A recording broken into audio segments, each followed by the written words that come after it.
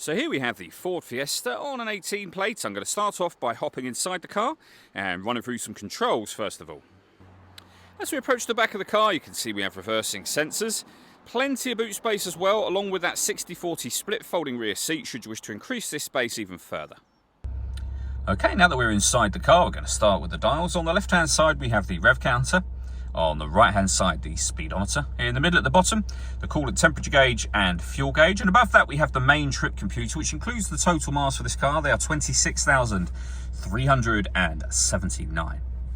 We have a digital readout for the speedometer being displayed there. You can change that information using buttons on the steering wheel for various things. So you can see sat nav, for example, your audio, telephone, vehicle settings, and your trip computer. And the buttons that I was using to do that are just here. Beneath that, we have our stereo and phone controls. Stereo controls continue on the left-hand side, along with cruise control and speed limiter as well. Over in the center, we then have the main touchscreen. So we can get to the home screen from that top left-hand corner. From on here, you can access your satellite navigation.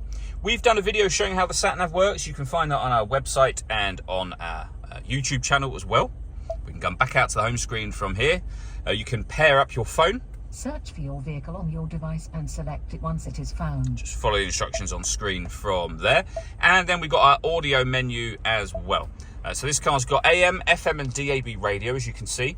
It's also got Bluetooth audio, so you can stream your music wirelessly. And it has two separate USB inputs. If you plug devices into those, they'll appear up here as further options for you. Working our way down, we have the main volume for the stereo. We then have our climate control. So you can adjust the temperature, the fan speed. You can determine what direction you'd like the air to be distributed in, and when you're happy with those settings, you can turn your air conditioning off, back on again, or hit auto. The car will then maintain the temperature that you've asked for by taking full control of the fan speed for you. You can hear it doing that. You can adjust that manually whenever you wish to, and you'll override the setting. We've got a heated rear screen and a heated front screen as well. 12-volt charging socket on one of the two USB inputs I mentioned. We've got a 6-speed manual gearbox, and then down here we can turn the parking sensors on and off. We can turn off the stop and start. This car is designed to cut out when it's stationary in traffic to save you fuel. The system is off when that light shows. We can put the car in eco mode. We can turn off the traction control, and this button will turn on the autonomous parking. This car is able to parallel park and perpendicular park itself. All that leaves me to say is thank you for taking the time to watch this video. If you'd like to come and see this ULEZ compliant car for yourself and have a test drive, please feel free to call either of our MJA sites.